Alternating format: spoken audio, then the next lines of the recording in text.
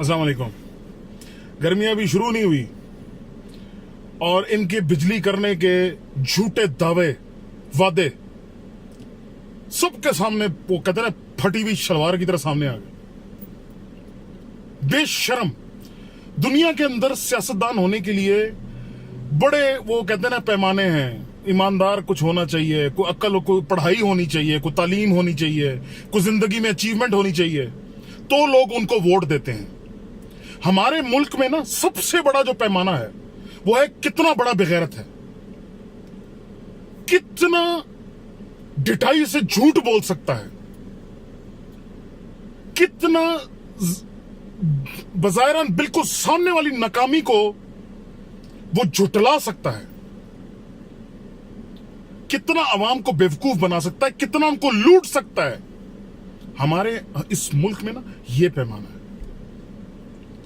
अवाम इस गर्मी में जलीलो ख्वार हो रही है।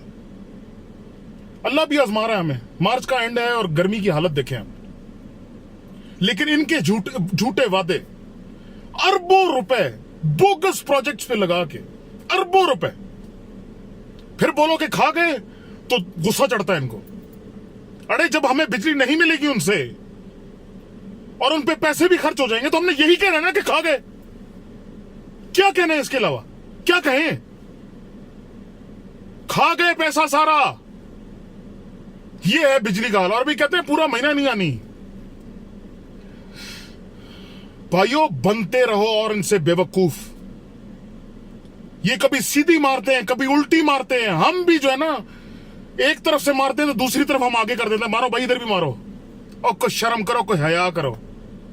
और बेगैरतों से जान छुड़ा लो। 2 टके की इज्जत नहीं रहनी। अपने आप को बचाने की खातिर देख लिया 2 महीने के अंदर अंदर अयान अली भी बाहर,